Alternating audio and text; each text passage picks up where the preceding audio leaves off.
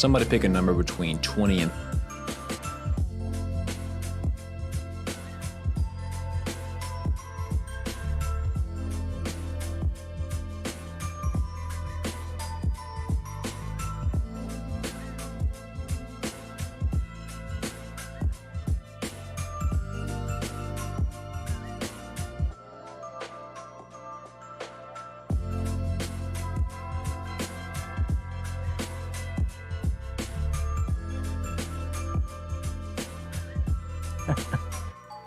Tw- 20 and 30. Never mind, it's too late. Forget it. I was gonna do a thing, but forget it. I clipped myself off.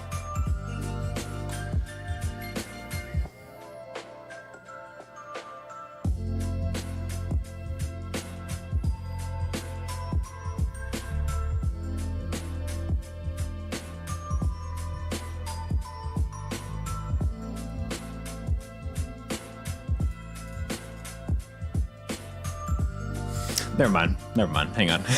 Let me turn the thing down. I fucked that up, man. I was going to say, let me get a number between 20 and 30.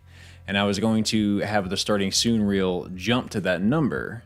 Then we could just start early. And it was going to be this clever little fun thing between me and you. We were going to, whoever was going to get the number first, I was going to pop it on the screen. It was going to be good. We'd go from there. But I fucked it up, man. I botched it. I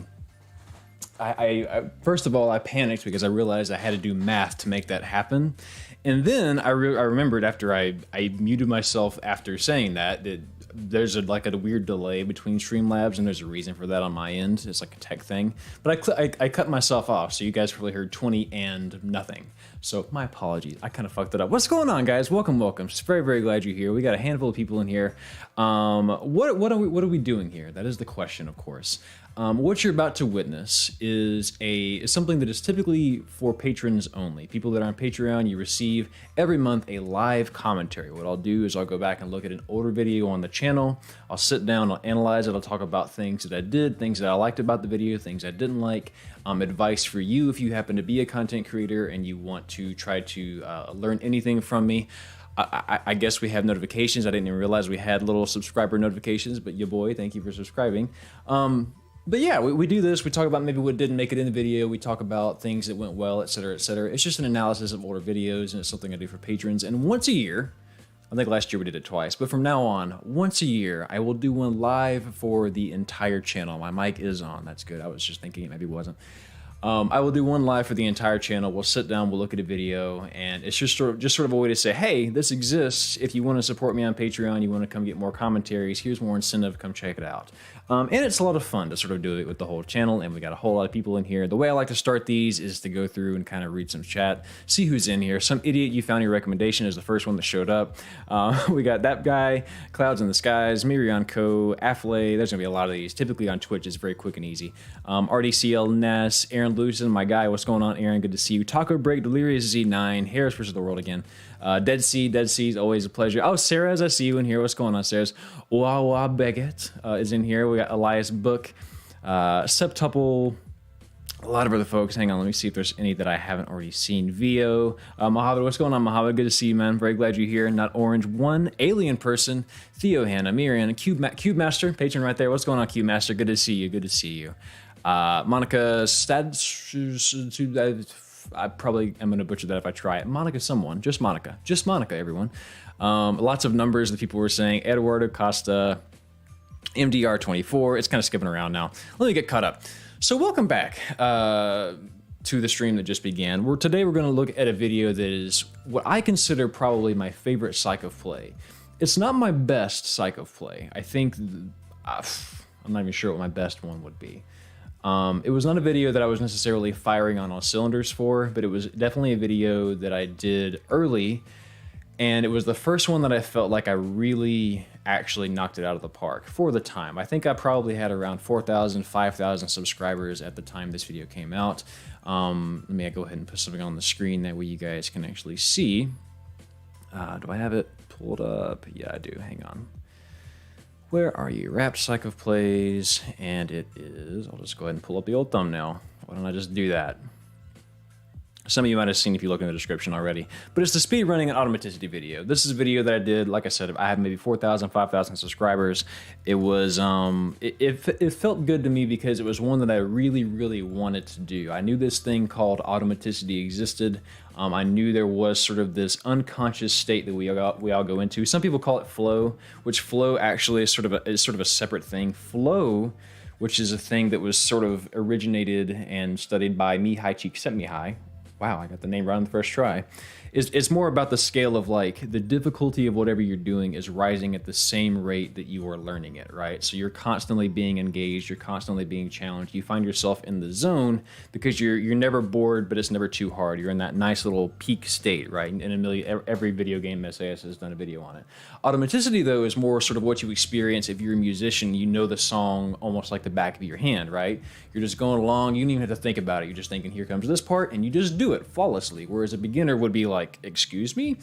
Automaticity is a beautiful thing. We talk about it a lot in this video. As you can see, here is the old thumbnail.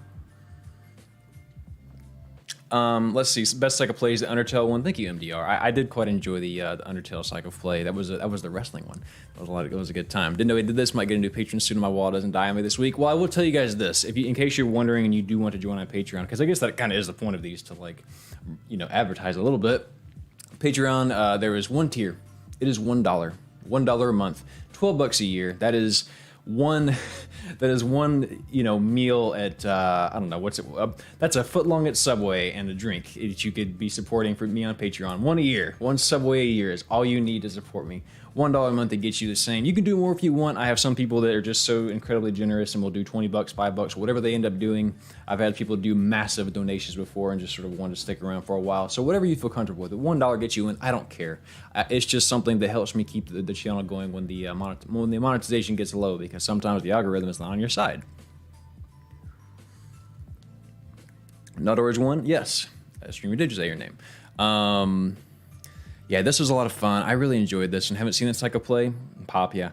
RIP, the Internet Checkpoint says Dead Sea. Yeah, so the Internet Checkpoint was a big video of mine, simply because, like most of my videos, they're about something that's already well established.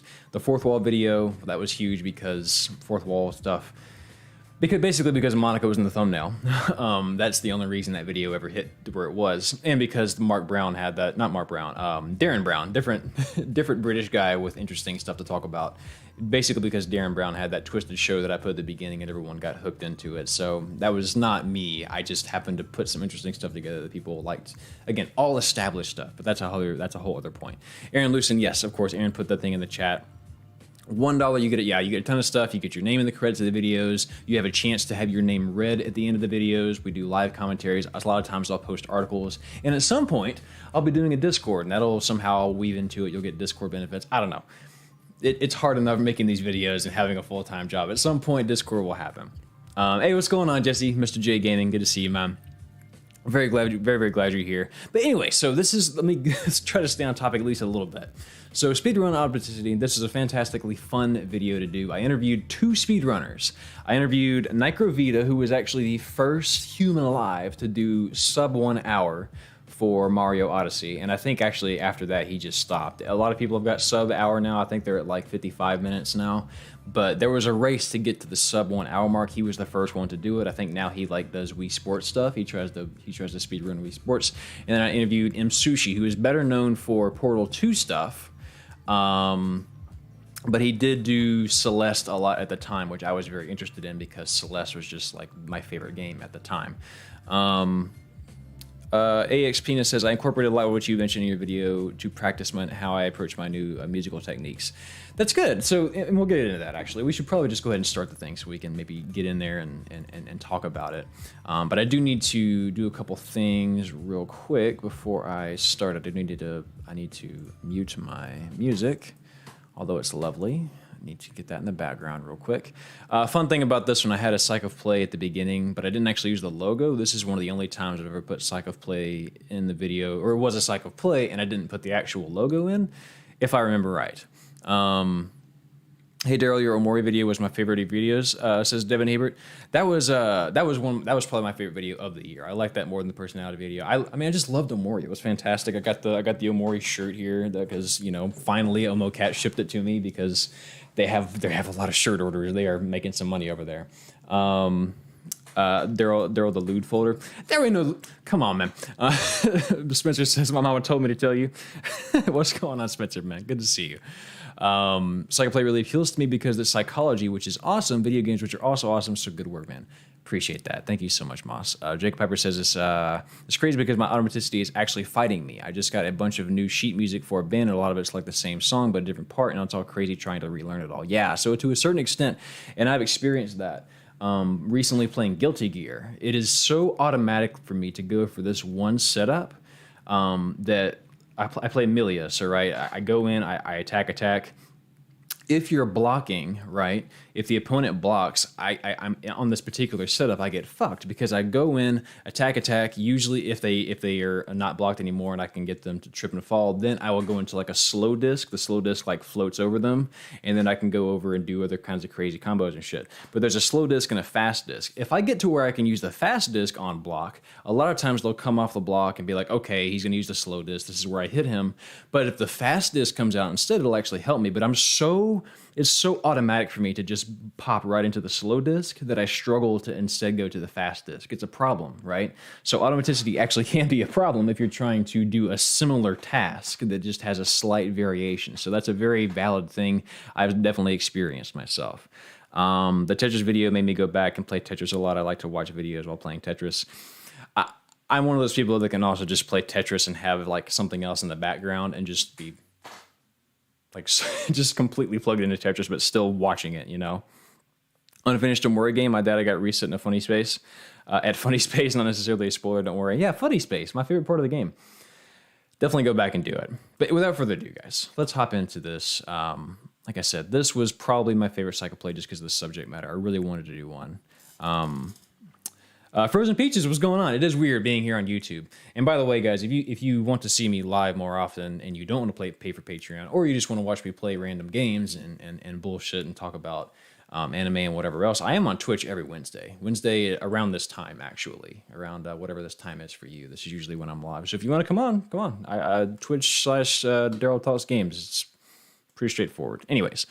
Audio should be good here. I've already checked it. If the video, for whatever reason, is not loud enough, just spam like, hey, turn it up, hey, turn it down, whatever you need me to do. All right, here we go. I turned up for me. Here's a quick game for you. You are about to see a sentence pop up on screen. When it does, count the number of F's you see in the sentence, and then hold on to that number. Got it? Ready? Go. Count them. No pausing. How many F's?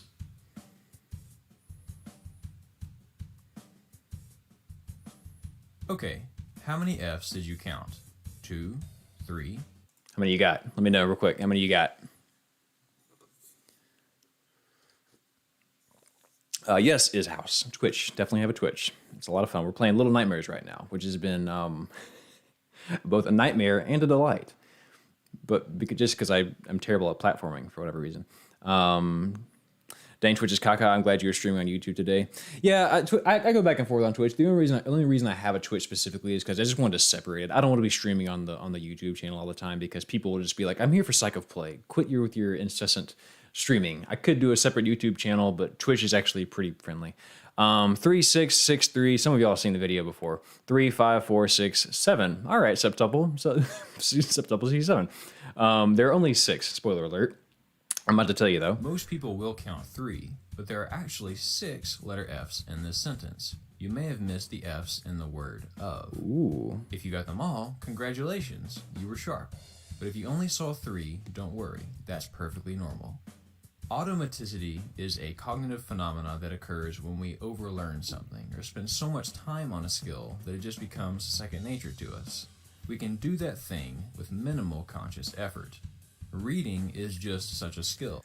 This is an important milestone, I'm pretty sure. This was, I think, it may have been the first video where I started listing the titles of games in the bottom left. And you can see, like, down here, it's a very different text than I use now.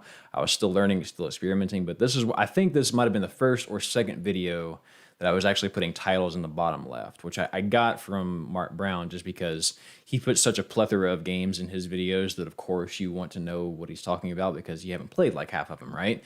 Maybe it wasn't necessarily necessary, if I can say that, to do that here because everyone knows this is Mario Odyssey, but it's a good practice if you want to save the comments of people getting in, people being like, what game is it at 306? It's convenient for them. But you can also farm comments by not putting anything at all. Sometimes I'll leave a tiny little mistake in a video just so I can farm the actually comments. Like in Celeste, what was the Celeste Mirror Temple video? I was talking about the eyes following you, which actually it's the eyes follow Theo the whole time. You don't know how many comments I still get to this day. The eyes actually follow Theo. You know what? That's true, but the comment still helps the algorithm, so I'm taking it. Anyways, it's a tangent. Kind of some E's because they look like F's. Yeah, maybe so. And like I said, the idea is the idea behind the time constraint there, by the way, because I did say we can't pause it. We paused it afterwards to count them up. But the reason for that is because with you having to do it that fast, you have to rely sort of on the automatic process of reading. And I think I explained that more in the video. But if I told you could pause it, you would have found them all because you just scanned it. And, the whole point was that you were in a rush to find them. And that's how your mind actually skips over the F's in the word of because you don't read it individual. You read letter for letter instead of individual for individual. Just such a skill, and since it is primarily automatic for us, it's hard for us to focus on each and every letter when our minds farm the comments. Read like we usually do. The Stroop effect, where folks struggle to say the actual color of the text instead of just reading it, is challenging for the same reason. But Oh, yeah, have you ever done that? The Stroop effect? I don't think I went into detail on that one, but here, we'll do one real quick because it's interesting and it's valid for the video. Here, we'll do one just real quick. All right, so as fast as you can in your mind, maybe you've done this, maybe you haven't, whatever. This is more easy on the eyes. I want you to tell me to yourself, don't type a bunch of colors in the chat. It won't really work. But just to yourself real quick, go through this list, like start this first one, what color is the text? Not what does the text say, what color is the text? And you'll find it's extremely difficult. All right, so that's blue. That's easy. Orange. Wait. This is... Here we go. It starts here. These are all correct. I don't know what... Forget the top row. Here we go. That's blue. That's green. That's red. That's purple. That's green. It's orange. The idea is that your brain sees letters and jumps to the procedure of read the letters or read the word as opposed to, the other thing, which is to find the color. Basically, it's just telling your mind to go manual and not do something it's been trained to do without thinking. You ever look at a sentence and you suddenly can't not read it? It's like spoilers on the internet. You see something, you're like, "Fuck, I didn't. Oh, how can I not read this?" You can't. It's an automatic process. Anyways, authenticity is an experience that extends much. Oh, hang on. This particular player on my computer is just really not agreeing with my shiz lately. We usually do. The Stroop effect, where folks struggle to say the actual color of the text instead of just reading it, is challenging for the same reason. Automaticity is an experience. Y'all saw the Johnny Bravo?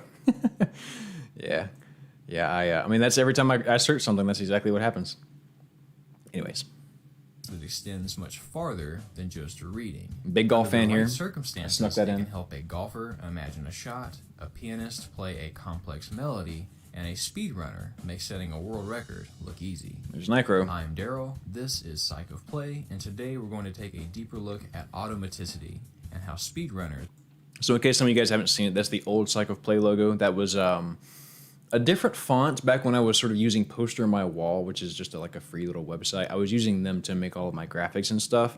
Now I have Photoshop. I have, I think Berlin Bold is the font that the Psych of Play and the DG logo are with. So this is before I revamped the Psych of Play logo at the beginning of 2019. This is Psych of Play, and today we're going to take a deeper look at automaticity and how speedrunners All right, Braveheart, get take out care. of their head to get into the zone.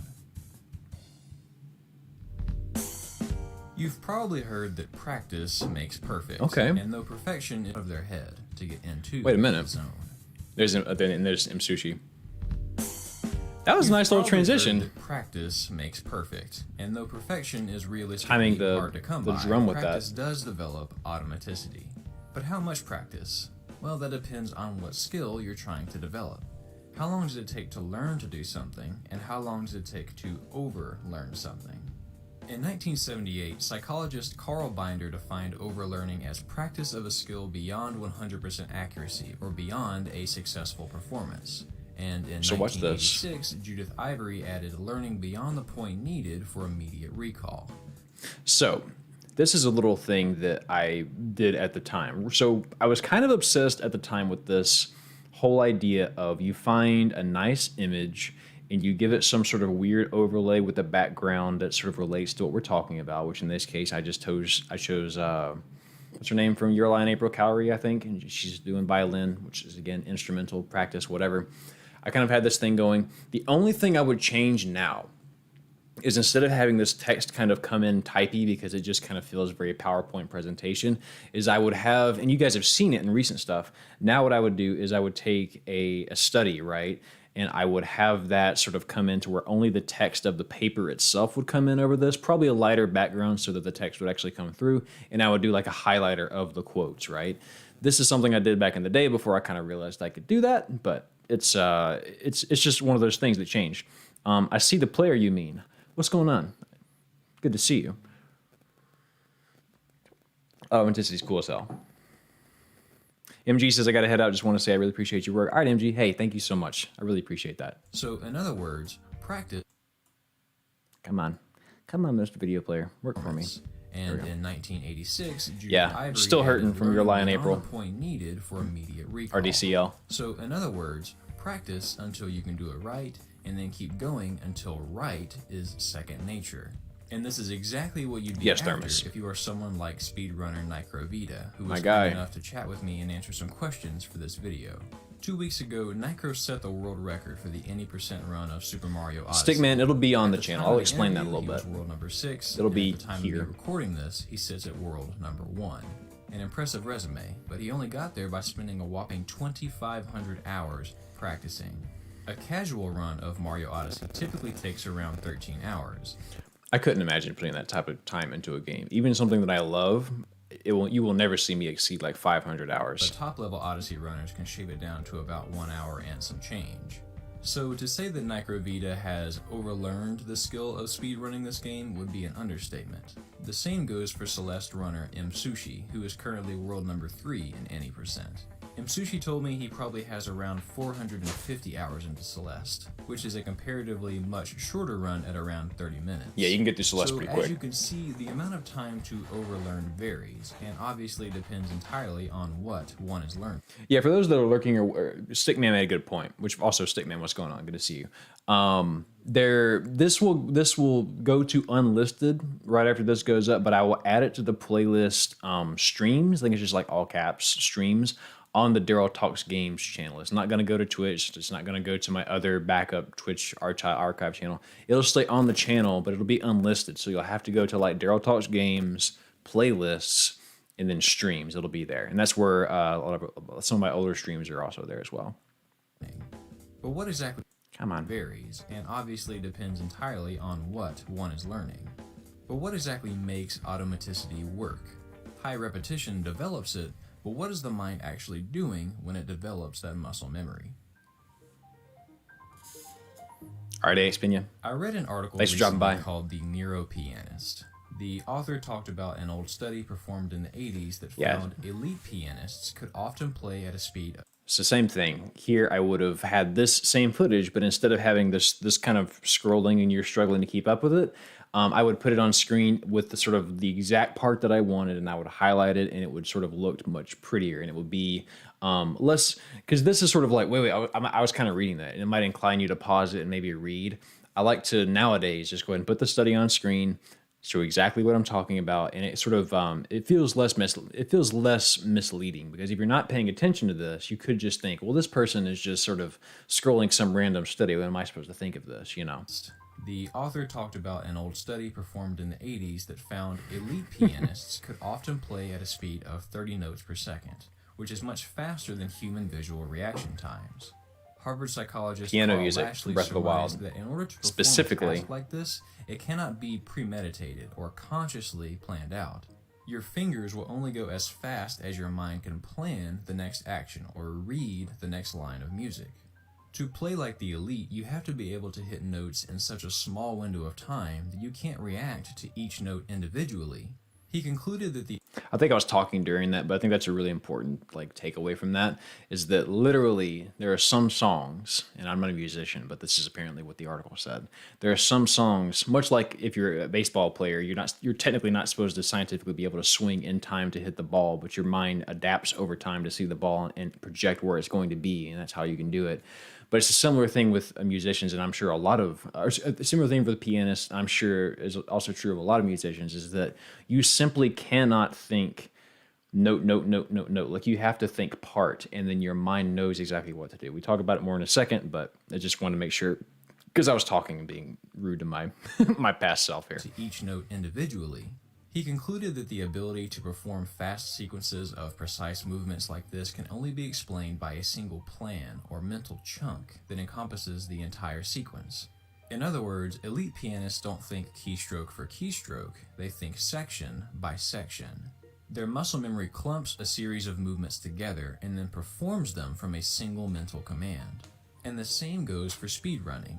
There are incredibly small windows, or frames to be precise, that require specific button inputs and combinations when the time comes in a run. And to think about each and every one of those individual frames for a half hour or more would be mentally exhausting and wildly inefficient. Now I need a version of You Rely on April where instead like the main character is like a speed runner and he inspires some other girl that's like she does some other discipline in video games. But there is a similarity there, right? Of sort of to be able to hit these notes as quickly as you have to hit them correctly. It has to be to such a degree of automatic that you think of it in clumps as opposed to individual spots.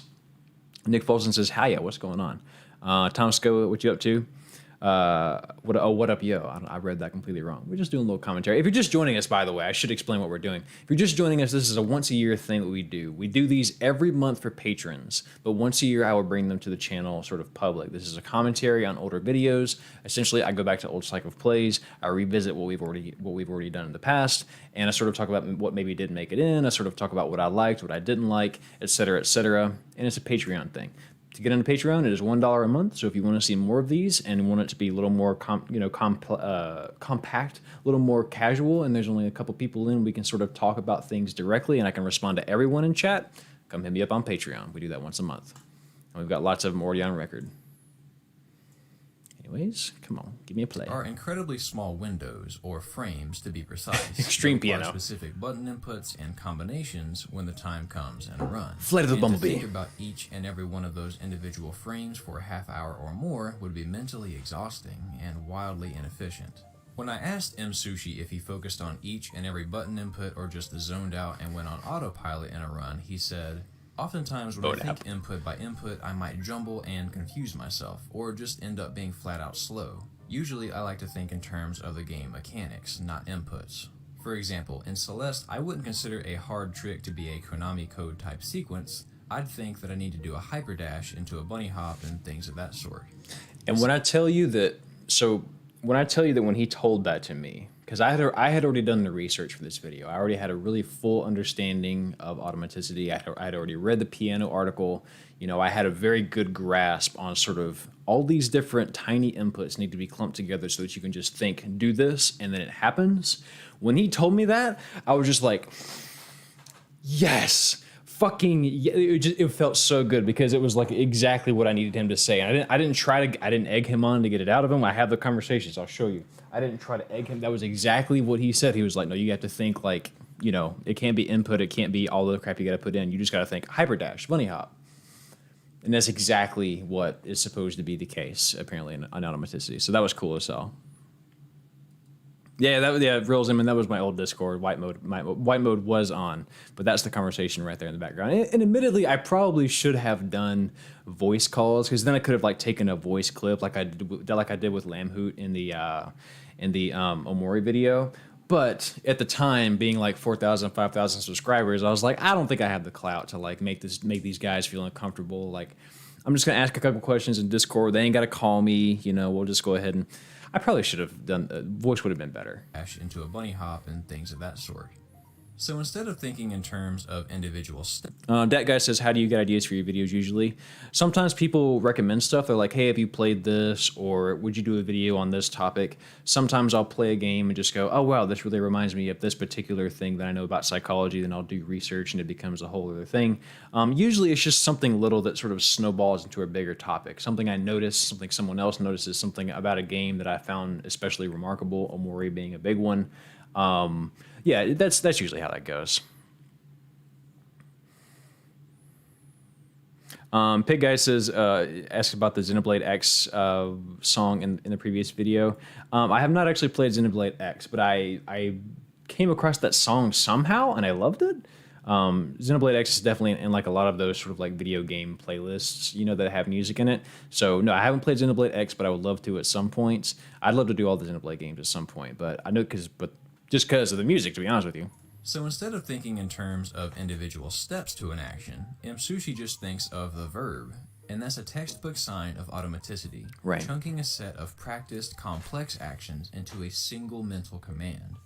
Driving is a complex process. You have to understand traffic, how the car works, where you're going, how to react to signs, and so on. But rarely do any of us think about these things. Nope. Typically, we just think, time to drive, and then 10 minutes and 3 Kesha songs later, we're magically there. Fucking love Kesha. We even read in chunks.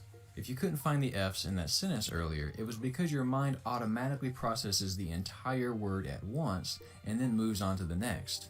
The letters were in there, sure, but those are like the button inputs and notes, which we usually don't think about individually when something is overlearned. So this is one thing, and you guys might find this interesting. This is one thing that I feel like I used to really excel at that I can't quite do on command anymore. What I did in this video, and I'm very much a student of video essays and how to write them so that they're the most possibly interesting as they can be. What I did here, we are 6 minutes 11 seconds in. The last time I talked about this was at the very beginning. I just tossed it up. I put the thought in your head. We moved on. I didn't really explain it, but then I came back to it later and it connected it and it made you go, oh, now I see why that happened to me in the beginning. I had this thing at the beginning. It kept me interested. Why the hell did that just happen to me? Get out of my head. How did you know there was only going to be, how did you know I'd only guessed 3 or 4 Fs? 6 minutes later, I finally explained that is a brilliant way to keep people watching. And it's a brilliant way to connect back to, it's like foreshadowing, like plot twists in movies and games and things like that and storytelling feel good and feel earned when you see something and you're like, oh fuck, that's right. At the beginning, this happened. It's like, I'm not going to spoil anything for, what's the movie that I love so much? The Prestige. You get to the end of The Prestige and you're like, fuck, it was all in front of my face the entire time. That's good foreshadowing, right? Plot twists feel shallow whenever they just kind of feel like they just happened for the sake of being spontaneous. But when they're foreshadowed, but they're foreshadowed like really subtly, that's when that shit gets in your head. That's when it becomes a little thought that can just blow up later when something actually happens. I was really good for that first year. Somehow, I don't know what I just had a knack for the first year of doing YouTube. I did it with the Dondara video. I did it with the primacy and recency effect video. This idea of introducing something really subtle at the beginning and then looping it back to it towards the middle or the end, and then everyone being like, "Oh fuck, that explains that thing from the beginning." Wow, I love that. I would love to do that more regularly, but I just can't. I don't have the knack for it that I have anymore or used to. Yeah, if for everyone that loves The Prestige in the chat, fantastic film, absolutely love it, highly recommend. Is Knives Out like that? I really need to watch Knives Out. But that's the kind of shit that I like. For neurodiverse people, driving is wild sometimes. The number of times I've been like, oh shit, I'm driving is high. Yes, Spencer, I totally relate to that. I am definitely that kind of driver where I'm like, oh, I should like pay attention. You know, I'm so lost in thought. But again, it's because your body can do a lot of things. Your body and your mind can perform a lot of actions without your input. And notes. Because it just has done them so many times before. When something is overlearned. What's going on, Tony? Bench Tower, my guy. Is something you'd want to develop I assume Tony if you'd Pony. like to excel in any given skill. There is a lot to be gained from allowing yourself to just perform the action, because oftentimes it will eliminate errors that you might make if you were consciously planning each movement. It lets you relax and execute your job well without overthinking it.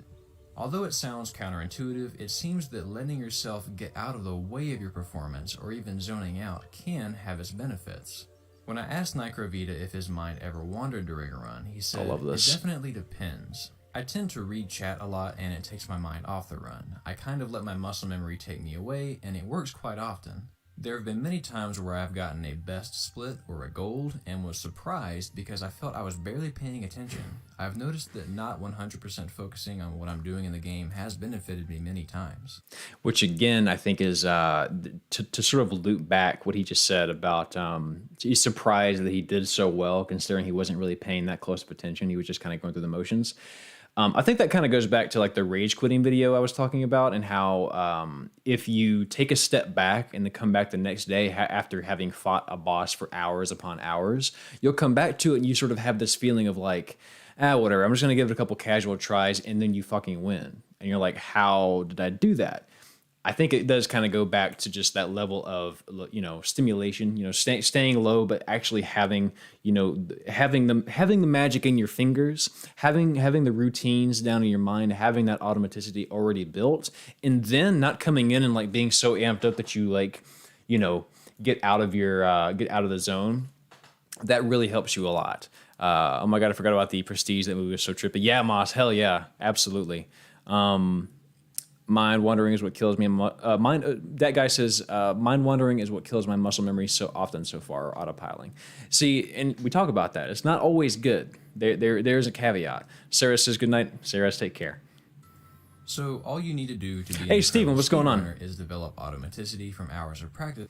See, sometimes this video player fucks up on me. I have to like seek twice instead of seeking once. Has benefited me many times.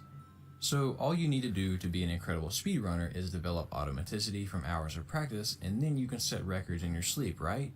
I still haven't done that, Connor. Not exactly. There is a caveat to the muscle memory, and the getting out of your way is a double-edged sword. Have you ever gotten up from the couch, walked to your bedroom, turned on the light, and then froze because you completely forgot what you came in here for? Why am I here? Or have you ever opened up a piece of candy and then absent-mindedly thrown the candy away and put the wrapper in your mouth? If so, rest assured, you're not alone, and there is a name for this. In 1979, J.T. Reason ran a series of surveys and found that a lot of people experience these absent-minded motor errors. Driving to the wrong place, putting shaving cream on a toothbrush, turning on the light as you leave a room. I've done that shit. The list goes on. He called these actions not as planned, or ANAPs for short.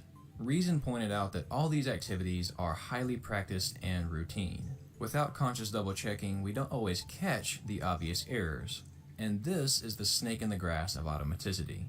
It lets you do incredible things without much thought, and it even eliminates errors in precise movements. But if left unchecked, it can make you look silly. This sums it up at one. The right thing in the wrong way. His body was doing the exact. Hang on. His runs, Nicro said his body was, and this is seriously like ANAPs in a nutshell.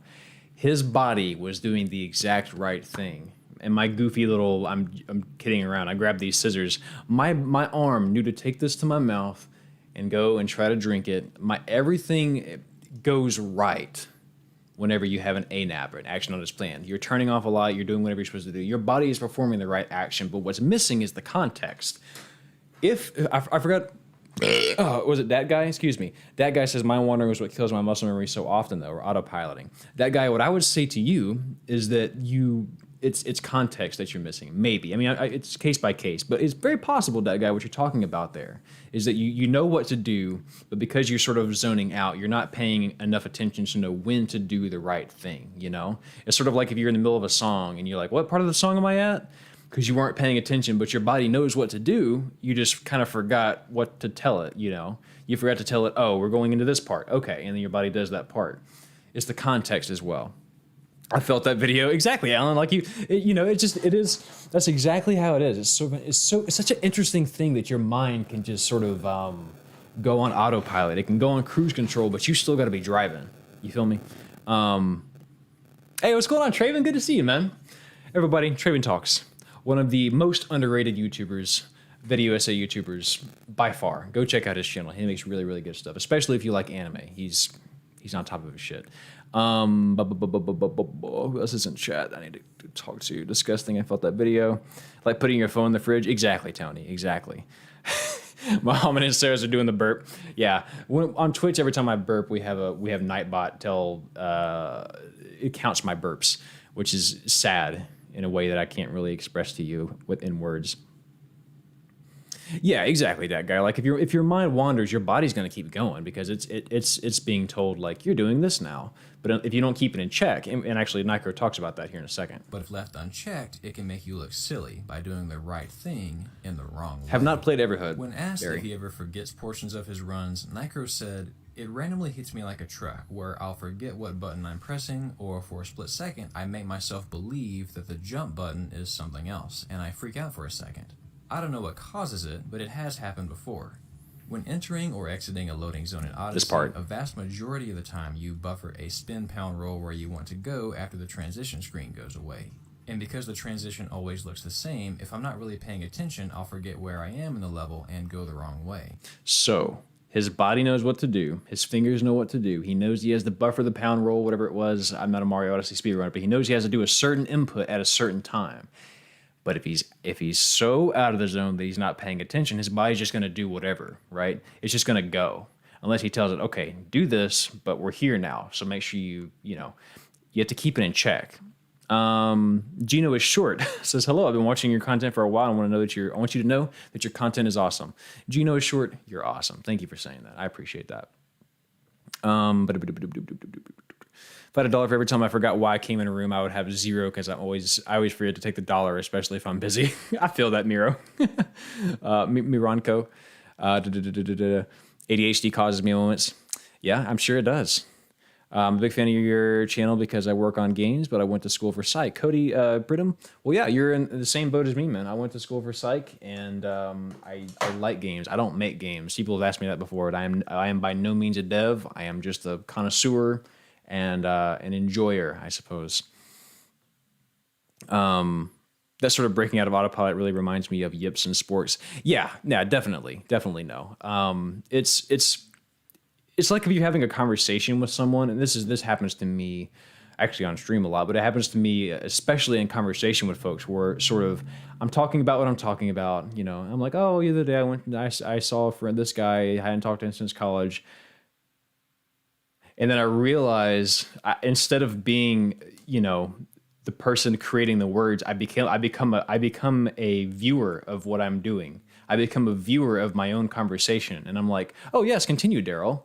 It's exactly like this. It's like, oh yeah, keep going, Daryl. That's interesting. Then I'm just standing there like, come back. I need you to tell me what to say next. Like, it happens to me. I don't know how to explain it, but I have certainly had that happen where I'm just mid conversation and I stop being the person that is speaking and instead become a viewer. I'm like, oh, I feel like the sentence is coming out really well. And I'm like, shut the fuck up. I got to keep talking that sentence. Don't go over there and tell me how good a job I'm doing. Tell me what I need to say next. It's interesting how your mind can do shit like that. Maybe that's just me though. Would you like to? Nicholas says, "Would you like to work on a game someday?" No. The only thing I would ever want to do in a game, honestly, is voice act, and I don't even think I'm a good voice actor. I don't even think I have that talent. But I do think it would be fun to just like it. I'll be honest with you, man. If they ever did a third Hollow Knight, because Silk Song is someday will come to us, but if they ever did a third Hollow Knight and they needed somebody to be like whenever someone comes into the shop, Bumfanada, is that what she says? Bumfanada. I would love to do one of those roles where I just have like 3 or 4 lines and it's just some nonsense. Some shit like that I'd do. Anyways, I'm really bad at forgetting stuff. Sometimes I even open a new tab and completely forget what I was going to search. Traven, happens to me all the time. You're not alone. That's very human. Come on. If I'm not really paying attention, I'll forget where I am in the level and go the wrong way. So the takeaway here is that automaticity in its purest sense works on a sliding scale. An activity like your heart beating is 100% automatic with completely zero conscious effort. Speedrunning a game is semi-automatic. Although there are portions that you can get through on muscle memory alone, you'll need to bring yourself back down to earth regularly. Sushi made this clear when I asked if his mind ever wandered during a run. He said, it's definitely a subconscious kind of thing, however, focus is still extremely important. I usually find my runs are better when my full attention is on the game and not my chat or my appetite or whatever could be a possible distraction. So, although you can relax and let your performance happen, staying dialed in at least to some degree will help you minimize. You got to at least tell your body what to do. And I think that's just as true for you got to give it the speedrunning as it is context for any performance. So we all may have something to take away from the studies I mentioned here. Well, now if I can come up with I'd one. like to mention something unexpected that can blossom from automaticity. There is a scholarly argument that when something can be done automatically... Yeah, Bonap, I can absolutely just improv you one real quick. Jasmine the Noob says, oh, Daryl, there's a Hollow Knight mod being made where they want to add full voice acting to the game. You have a voice reel you can show me. If that's related, shoot me. Yeah, hit me up. Message me on Twitter, email me, do something. Get a hold of me because I'd be happy to do a couple of lines for a mod or anything like that. That'd be fun as hell. Your voice is good whenever you say, and this is Psych of Play, and this is Psych of Play. I'd be excited to chill at the same time. I don't know how to explain it. Yeah, I don't talk like that in real life, just so you know. All my family watch my videos, and they're like, you don't talk like this. And I'm like, yeah, but, you know, you got to play it up. You have to have a performance voice whenever you do, you know. Because I could just be like, I'm Daryl, and this is Psych of Play. But I'm like, no, I'm Daryl, and this is Psych of Play, you know. You just kind of get the, you just pull your Matthew McConaughey out of here, and you just push it up a little bit, and that's all you got to do. Well, Jasmine the Noob, send me the information. I'd be happy to be a part of that. That's cool as hell. I love Hollow Knight. I truly do. Fantastic game. There is probably my favorite game from last year that I played. This year, my favorite game so far. Someone asked me my favorite game. Last year was Hollow Knight for sure that I played. This year, actually, I think this year it's going to be either Guilty Gear, because I just love that game so much, or it's going to be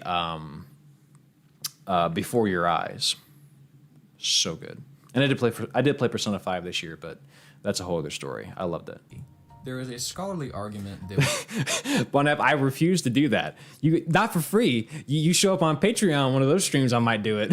I refuse. When something can be done automatically... Nobody gets that show for free. God damn. A scholarly argument that when something can be done automatically yes, Connor. with little conscious effort, this can breed creativity. When things are invented or discovered, most often it's not preconceived or premeditated. Usually new ideas are just stumbled upon. You might have heard someone say, it just came to me. Since automaticity is an unconscious process that often springs into action on its own, it may lend itself to creative thought. In other words, when your mind can perform complex actions subconsciously, it may also subconsciously realize new ways that those actions can be used. It may see new possibilities that you wouldn't consider if you were consciously thinking about it on a surface level. So just to kind of touch on that part for a second, because I want you to know that sentence that I did was, so when I said, so in other words, perform, right, I want you to know it took about an hour to write that sentence because I wanted to include the creativity part into this video. And I'll show you guys in a second. But the research that was done about automaticity and its interaction with creativity is immensely complex. They were talking about bottom-up processing, top-down processing, which is a whole other shtick. I'm not going to get into that. But just know that the research for that is incredibly complicated, and the way I just explained it was probably the best I could have possibly done to explain it. It essentially just boils down to your mind can think through some of these things a lot clearer whenever it can chunk things together. We talked about chunking in the studying video. It's more information, but it's all packaged into a spot. All this is a form of chunking, right? Performing these actions. And that apparently is what creates is one thing that can help your creativity because essentially the thoughts move quicklier. That's not the right word. That's not a word. The thoughts move a lot more smoothly, a lot more slick in your brain because they are bite-sized, as opposed to being 1,000 little things to sort of think about and try to come up with something new. It becomes 100 little things because they're all packaged tightly together. It's a really complex thing. The research on it, honestly, is above me, but it's interesting nonetheless. And I think that's why the speedrunning community... Come on. Consciously thinking about Paige. it on a surface level. And I think that's why the speedrunning community can constantly find new ways to cut time and develop new strategies. Sports psychologist Jay Brunzo once said of Tiger Woods that his genius was not how far he hit the ball, but instead his creativity. I love this. It's so cool. The footage is a bit dated, but I'll leave you with these words from Tiger, where he describes what each shot is Line like. Prime, I'll tell you in a second. If you're like me, you'll find that the gap between elite athletic performance and elite esport performance may be smaller than people think. Yes, Dad Guy. I tend to have these blackout moments where I don't remember. I know I was there, but I don't remember actually performing the golf shot. I get so entrenched on the moment. I guess my subconscious might take over. I don't know what the whole terminology is, but there are many putts, there are many shots where I don't remember hitting. I remember seeing the ball flight. I remember preparing for the shot, pulling the club out of the bag, and once I'm behind the ball, I'm walking in the shot, I don't remember until I see the ball leave. It's a weird thing. Hey, And that right there is like just the cherry on top. I'm a big golf fan. Fuck it, I'll show you something real quick. Hang on.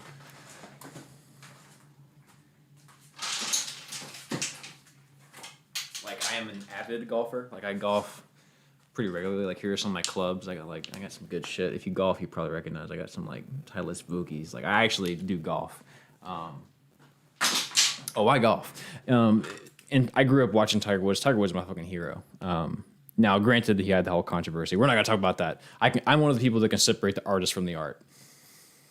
That's my fucking hero, man. And to be able to include him in this video and connect it back to video games, to me was like the greatest triumph of my life. It felt so good, and it still feels amazing today to be able to say I did that. But I was able to work Tiger Woods into a video essay about video games. Top that, Mark Brown. You know, like it just feels so good to be able to. I think that might be the thing I pride myself on most is being able to connect video games to other random bullshit. I mean, I connected Sands to pro wrestling. That felt good, you know. And again, this video, that video, we're not the best videos of all time. There are other essays that are out there, but I take a lot of pride in the fact that I was able to pull that off.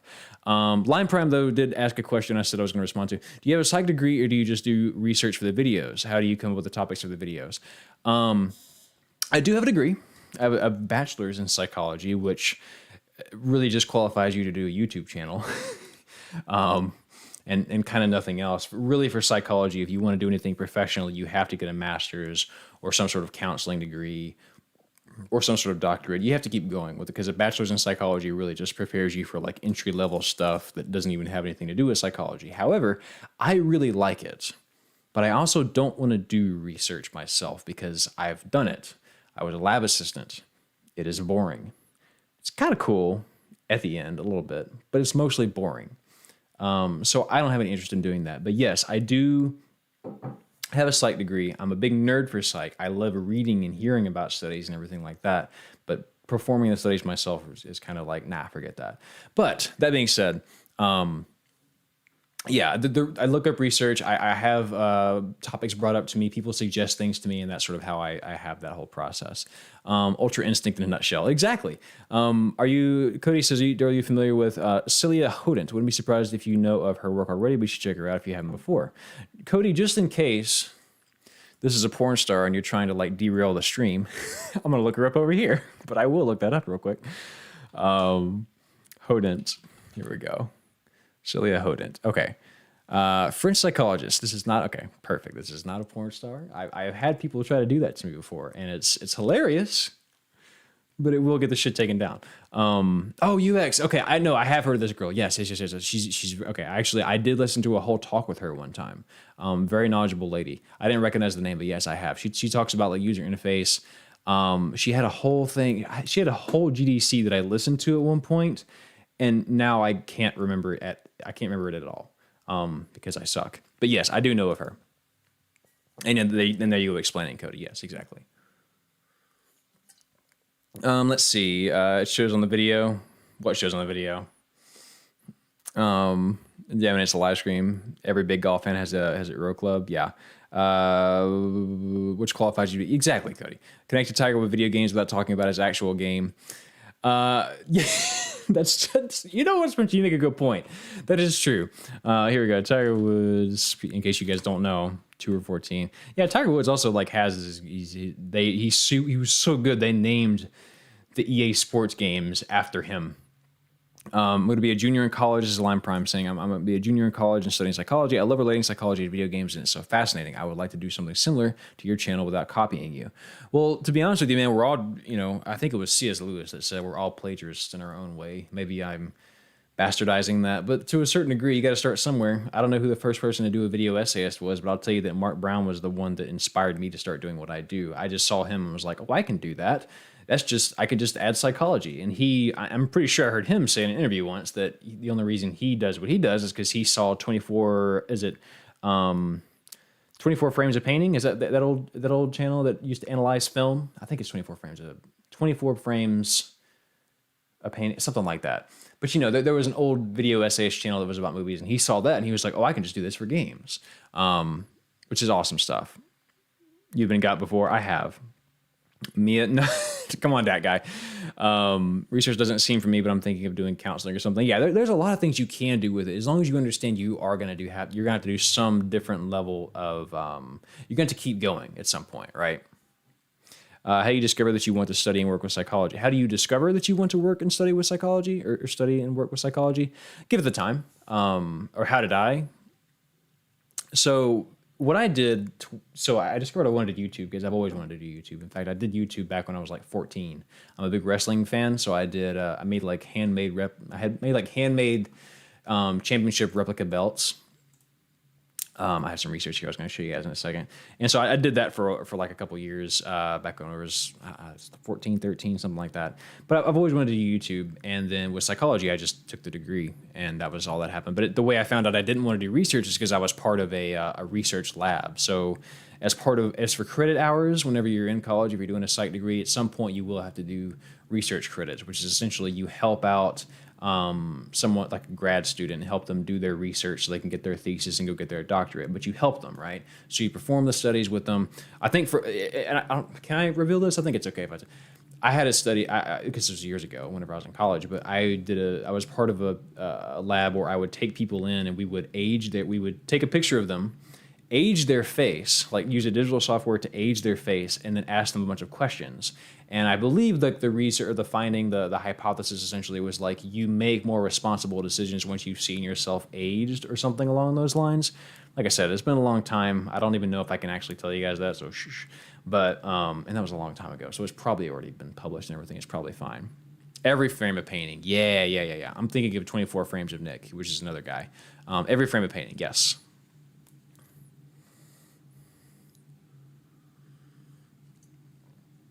YouTube existed when you were 14. You're so young. I was, YouTube came out in 2005 and I was 9. Yeah, that's about right. 9 years old. So what am I now? 26. I'll be 27 in 3 months, I think. Something like that. What's going on, Oliver? Okay, so that was the How Speedrunners Make Everything Look Easy video, which was, like I said, probably my favorite one of all time. All the comments are, of course, talking about that first part with the counting the Fs. Everyone's saying, if you only saw 3, don't worry. I saw 2. If you only saw 3, don't worry. Joke's on you. I counted S's instead of Fs. A lot of comments about that. This person saw a 6. Again, it's just a common thing, right? In my experience, if you are so fascinated with something that you might read about it in your free time, then you may be in the right field. Yes. If you go home and think about that shit, that's probably a good sign. Let's see. I can't tell if that's a RN or an M. I think it's Jim. Jem. Jim Emmerich says, I'm a biochemist and I'm pretty envious of your ability to rigorously analyze games and apply it to your field of study. Unfortunately, there's not much of biochem in games, to be honest. Yeah, that would be a harder connection, right? I think the reason psychology is sort of easier to make those connections with is because, psychology is how you think, and the only way you can play games is to think about that, right? Whether it affects your emotions, whether it affects your decision making, whether it affects your the speed at which you can process or understand something. There's so many different ways you can interact with it. But I'm also a very high openness person. If you guys remember the Big Five, I score very high in openness, which means I think very laterally. it's hard for me to focus on one specific thing. I sort of think this reminds me of this, and this reminds me of this, and this reminds me of this, and so I think very connections to other things as opposed to sort of really, really deeply on one topic. So naturally, I do connect things a lot easier than most people do. It pisses my wife off because every time we're talking about something, I always want to explain something like a metaphor. I want to say something like, oh, well, it'd be like if I went to the store and did this, or it'd be like if I was in the jungle and I was a gorilla and I saw a cat and I was like, oh, I'm just a tiny. It's just, I don't know what the hell I'm talking about, but you get the idea. Like I make a lot of connections like that. Can you read this comment? This is Berigi TV. Daryl, can you read this comment? There you go. Yeah, it's really cool, man. But yeah, so what else was I going to show you guys? So another thing that I wanted to mention, there was this thing called a magical number 7 plus or minus 2, which I'm like 99% sure I showed you guys in another video. I think it was. And one cool thing about these as well is I go back of these commentaries. In case you're just joining us, this is a Patreon commentary. We do one of these free per year. We do it for the whole channel. The other 11 months we go on Patreon. We do it. It's $1 a month. Come hop in. We do these every month, and it's much more contained. It's much more like one-on-one. I can interact with the chat more. But I showed you guys this 7 plus or minus 2 thing in the how to study using the generation effect video. This is really just a studying guide altogether that I kind of like shoehorned a little bit of video gaming into. But I talked somewhere in here. Anyways, this is where the video where it was, how to study using the generation effect. I talked about this, but the magical number 7 plus or minus 2, essentially, I don't feel like reading to y'all. I'm just going to tell you because I know this like the back of my hand. People remember things better whenever they are in chunks, right? So typically most folks can remember around 7 pieces of information, if you will, right? Plus or minus 2. Some people have better memory, some people don't, right? But around 7 is sort of where we get stopped up. If I give you 7 numbers, you're going to have a better chance of, excuse me, if I give you 7 numbers, you're probably going to remember almost all of them a couple minutes later because your short-term memory can juggle that many pieces of information. However, if I give you 27 numbers, not as likely. But the way that you can do it, and actually here, if I just do, I'll show you this. My funny story here. Chunking years psychology. I wonder if this will just come right up. Will it work? Will it come right up? Maybe. Oh shoot, I don't think. Maybe it was just that one slide. Okay. This will kind of explain it. So let's just say I give you, let's open this image in a tab. No, I don't want to save it. No! Not my, okay, here we go. Open image in a tab. Here we go. So if I just give you this top row of numbers, right? You're going to look at these 12 numbers and be like, that's kind of hard to remember.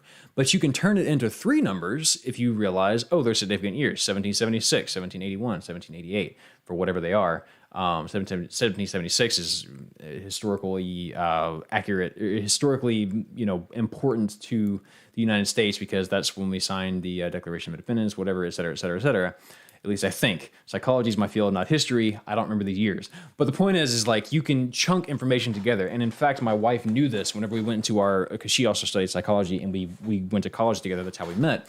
We went to our cognitive psychology class and this example came up. It was like 40 numbers just sprawled across the screen, no editing. It was just raw numbers on the screen. And the professor put it up there for about 8-9 seconds, took it away, and she goes, does anybody remember every single number up there?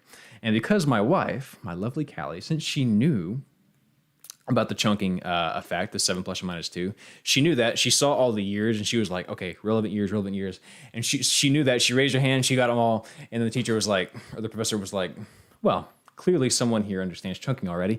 That was a really cool thing. But that's how it works. You can essentially chunk things together, and that sort of is why on a larger degree, at least, and this is me making an educated. I'm sure there is research that connects it, but this is me making an educated sort of guesstimation reasoning of why automaticity kind of works, especially in the context of speedrunning and playing music, is because your mind does the same thing. It's hard to remember all these button inputs. It's hard to remember, quarter circle X as opposed to just Bad Moon in Guilty Gear, right? Combos. You think, okay, I need to do this input, this input, this input, and this input, and then you sort of go down a list of inputs, and that's how you perform a combo in a fighting game. Or you can remember, oh, I need to go close slash, jumping slash, and then I need to go to Bad Moon, right? Like I'm just thinking Amelia combos, right? Instead of thinking it sort of all these buttons, you just think perform this. You think perform action, action, action, as opposed to all the buttons. Your mind's chunking that, right? And because it's chunking that, it's much easier to remember. It's much easier to process. It's easy for your body to sort of perform these things because you already have you've chunked it down to a reasonable size. I'm talking a lot. Let me read chat. R.I.P. Harambe. What the fuck? R.I.P. Harambe. Yes, exactly. I'm kind of the same way. My details have details of details. Yeah, straight up. Viking says, hey, Daryl, your videos are awesome. Keep it going. Thank you so much for saying that, Viking. I appreciate it. Let's see. Yeah, in case you guys want to know where this is going to be, I will show you just real quick. And in fact, let me get a little music going. That way we have just something kind of in the background. Just a little something subtle. Yeah. Damn. I love that song from Deltarune, that shopkeeper thing. Okay, so where it will show up if you go to playlist on the channel, which by the way, new banner art. I hope you guys noticed that. Playlist, and then it's going to be, where is it? Oh, I don't want you to see some of my playlists now. Hang on, I'm gonna need to be careful. Created playlist. Here we go. It'll show up. No, they're all created. Fuck, that doesn't help me. Maybe I have to go here. Let's just do, well, no. Maybe I can search it this way. Streams. Okay, yeah, DTG streams. Here it is. Hello. Wow, that's a really old stream there. Here is that. DTG streams. I'll go here. It will go here. I'll share this, copy. I can't sign into, okay, never mind. Can't actually do that like I thought I could, but it's here. It's not letting me sign into chat for whatever reason, but yeah, this is where it exists. DTG streams, that's where it's all gonna go. Is there anything else I want to show you? I think that was kind of it. Usually what I will do, my plan, at least for future streams, especially when I get to more recent videos, especially like the Omori video, there's a lot of stuff that gets cut from these videos. This actually was one of the videos I was able to sort of fit everything in because my videos then were much shorter. You'll probably notice they're much longer now. And that is simply because it is much easier. It's because I've gotten some of the more basic things out of the way as time has gone on. I've had to get more complex with the videos, so they've gotten longer. So there's nothing really cut from this video. One thing I will show you that's kind of cool, the original, I had a couple of different ideas for thumbnails. Here was the original thumbnail. It was going to be Celeste, or it was going to be Madeline in there rather. Not that good of a thumbnail. Then it evolved into this, which is fine, it's there. And then I was like, no, I need some contrast. And then it finally became this, which I think was the final version. Ilya says, I really want to finish your Omori video, but I can't find the mood to complete it. I understand. I have been wanting to go back to Omori, but I just can't find the... I can't find it in myself to accept that I have to be that sad that long again. I want to play it again, but I want to do like the Hikikomori route. Or the, basically the Undertale Genocide route version of it. So, Mama Yeti, Spencer?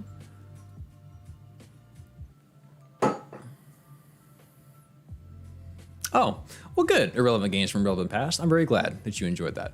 That Perry video was pretty fun. So, all that being said, I think we have pretty much hashed out everything I wanted to hash out about the automaticity video. Is there any just last second sort of chit chat questions you guys have? I've been kind of screaming questions the whole time, but if you've been lurking, you want to pop out and ask a couple questions now, I'll hang out with you guys for a couple more minutes, and then I actually have to go run an errand. But we're pretty much done with this actual part of it. If you guys want to sit and talk, well, we can do that. Thumbnail lore, yeah, exactly. We do that on the Patreon stuff as well.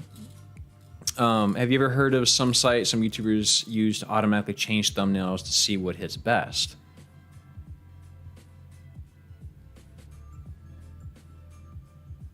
What? That exists? You mean there's like a Pokemon Go I can I can capture my Pokemon and then check the EVs on it like I used to be back in the day. You remember that thing? They had like an app you'd screenshot your Pokemon. That'd be really good, actually. I didn't know that was a thing. Does anyone know what that is? Automaticity equals flow. Now, explain this at the beginning. Automaticity is actually a little bit different than flow. So automaticity is sort of your mind chunks things together and can perform them without thinking. Flow is more the ratio of the challenge of what you're doing and the skill at what you're doing it, right? So essentially, you're in a flow state if your skill is improving at the same rate that the game or whatever task it is that you're doing is rising at the same rate.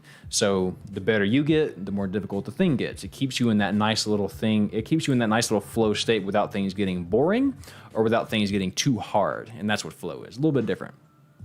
Any fun stuff coming soon? Maybe, Spencer. Just maybe. As a matter of fact, there might be.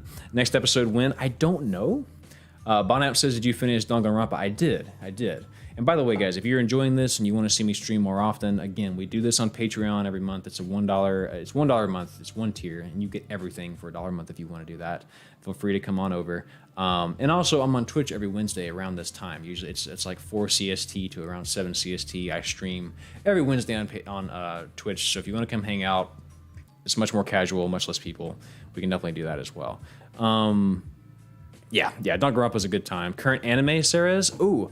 Bakemonogatari, which I think you might know. I think I said that last time, but I'm still stuck on it. I've been really reading the hell out of Chainsaw Man. Ooh, Chainsaw Man's so good. Oh my god, what a good little. Ooh, it's kind of fucking me up. Will the stream be up on the channel after? Yes, Faye Angel, it will be. It'll be here. It'll be on the DTG. This is a public playlist on Daryl Talks Games. DTG streams. It'll be here on this particular playlist. But it will be unlisted, so it's not going to be like on the front of the channel. El Perdito's in here. I didn't even see El Perdito. What's going on, Elper? Yeah, a little bit late, but that's okay, man. Do you listen to Hidden Brain for Psych info? I just realized I was showing you guys something that wasn't on screen. Hang on. This is where it will be. This is where it's going to be. DTG streams. What was that? All right, Tony, take care. Hidden Brain.